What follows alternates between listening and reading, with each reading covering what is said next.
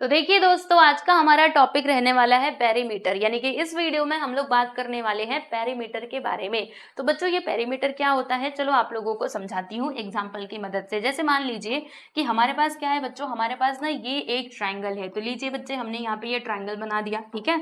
अब जो ट्राइंगल के साइड्स है ना, उनका हम लेंथ मान लेते हैं कि यहाँ से लेकर के यहाँ तक का लेंथ कितना है बच्चों, तो ये है हमारा ए, ठीक है। और ये हो गया बी और ये हो गया आपका सी, राइट। और इस ट्राइंगल का हम लोग नाम भी रख देते हैं ट्राइंगल ए बी सी। अब मैंने आप लोगों से एक सवाल पूछा, मैंने कहा कि इस ट्राइंगल ए बी सी का जो पेरीमीटर है ना, वो फाइंड आउट कीजिए। तो बच्चों, पेरीमीटर के लिए हमें क्या करना होता है, बहुत सिंपल सी बात है।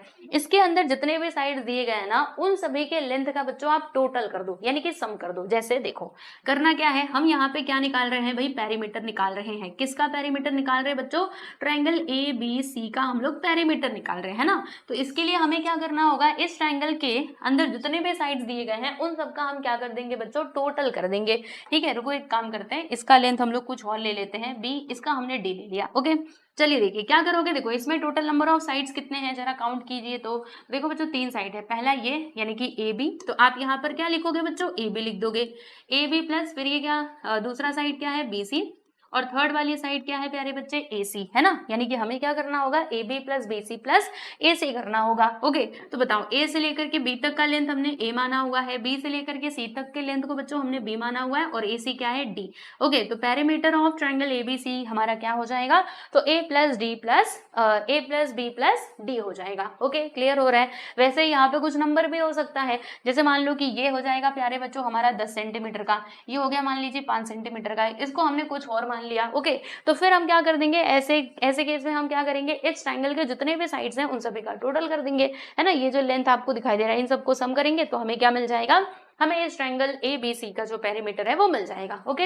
यानी पेरीमीटर के मतलब पेरीमीटर का सिंपल सा मीनिंग यही होता है कि आपके पास कोई भी फिगर होने दो, चाहे वो पेंटागन होने दो, हेक्सागन होने दो, ऑक्टागन होने दो, कुछ भी होने दो, बस आपको क्या करना है, उसमें जितने भी साइड्स रहेंगे प्यारे बच्चों, उन सभी साइड्स के लेंथ का टोटल कर देना है, यानी सबका सम कर दोगे और आपको पेरीमीटर मिल जाएगा, ठीक है। कुछ और एग्जांपल्स हम देखते हैं। जैसे मान लीजिए कि हमारे पास बच्चों क्या है, कोई एक क्वाड्रिलेटरल है। तो यहाँ पर हमने ये क्वाड्रिलेटरल बना दिया, आप देख सकते हैं। इसको हमने कह दिया कि भैया तुम हो रेक्टेंगल, ओके बच्चे। तो रेक्टेंगल बोलो, या फिर चलो क्वाड्रिलेटरल ही इसको बोलते हैं। रेक्टेंगल मतलब देखो, जो रेक्टेंगल है उसकी कुछ प्रॉपर्टीज भी यहाँ पे इंक्लूड हो जाती हैं। जैसे अगर किसी ने ये रेक्टेंगल पढ़ा होगा तो उसको मालूम होगा कि रेक्टेंगल के जो अपोजिट साइड्स है ना बच्चे, वो क्या होते हैं, कॉन्ग्रुएंट होते हैं। आप सभी लोग बहुत अच्छे जानते हो। तो चलो अब इधर इधर पे देखो, इसका नामकरण हम कर देते हैं प्यारे बच्चे, पी क्यू आर एस। हमने इसका नाम रख दिया, किसका नाम रखा है, इस क्वाड्रिलेटरल का नाम रखा है, ओके। अब मान लेते हैं कि P से लेकर के S तक कितना है प्यारे बच्चे, ये है 10 सेंटीमीटर, ओके। और यहाँ से लेकर के यहाँ तक कितना है, ये है भैया 5 सेंटीमीटर का, और ये भी हो जाएगा बच्चों हमारा 10 सेंटीमीटर का, और ये हो गया 5 सेंटीमीटर का। अब मैंने आपसे सवाल पूछा कि बच्चों इसका जो पेरीमीटर है ना वो आप बताइए। तो बच्चे पेरीमीटर के लिए क्या करना होता है, जल्दी से बताओ क्या करना होता है। हाँ हाँ बिल्कुल सही, एकदम सही। इन सभी का हम लोग टोटल कर देंगे, यानी perimeter of quadrilateral A B C. बच्चे इसका पेरीमीटर के लिए क्या करना होगा, इसके जितने भी साइड्स दिए गए हैं भाई उनका टोटल कर दो। इस क्वाड्रिलेटरल का नाम पी क्यू आर एस है ना, तो पी क्यू आर एस लिखना होगा हमें। तो पी क्यू प्लस क्या करोगे, क्यू आर, फिर क्या लिखोगे बच्चों, एस आर प्लस, हाँ जी, पी एस, ठीक है। और इन सभी को एक साथ प्लस कर दो। पी क्यू कितना है, 5 सेंटीमीटर, क्यू आर कितना है बताइए, 10 सेंटीमीटर है, एस आर कितना है बच्चों, 5 सेंटीमीटर, और ये जो पी एस आपको दिख रहा है ये है 10 सेंटीमीटर। अब इन सबका टोटल कर दो, 10 10 20 10 30, यानी कि ये कितना आ जाएगा भाई, ये आ जाएगा हमारे पास 30 centimetre. What is this, this is the perimeter of this quadrilateral, ठीक है। क्लियर हो रहा है। वैसे मान लीजिए आपके पास और भी कोई फिगर है, मान लो कि ऐसा कुछ फिगर दिया गया है इस तरीके से, ओके। और आपसे कहा गया कि इसका ना पेरीमीटर फाइंड आउट करो। तो बच्चों क्या करना होगा, देखो मान लेते हैं कि ये 1 है, ये 2 है, यहाँ से कुछ ज्यादा ही हो गया ना, ये मैंने बनाया था, राइट। इसको हमने 2 सेंटीमीटर मान लिया, इसको बच्चों 1 सेंटीमीटर, ये 2 सेंटीमीटर, ये 1 सेंटीमीटर, और ये 1 सेंटीमीटर, ठीक है। अब क्या करना है बच्चे, इसका हमें पेरीमीटर फाइंड आउट करना है। तो क्या करेंगे, वेरी इजी, इन सभी का टोटल कर दो, 2 और 1, देखो ऐसे 2 + 1 + 2 और ये 1 + 1, क्या आ जाएगा बताओ, 2 2 4 1 5, 5 1 6 1 7, यानी कि इसका जो पेरीमीटर आएगा प्यारे बच्चों वो क्या आ जाएगा, 7 आ जाएगा। यानी सिंपल सी बात है भाई, पेरीमीटर के लिए साइड्स का सम कर दो, वेरी इजी। ठीक है, क्लियर हुआ, पेरीमीटर समझ में आया।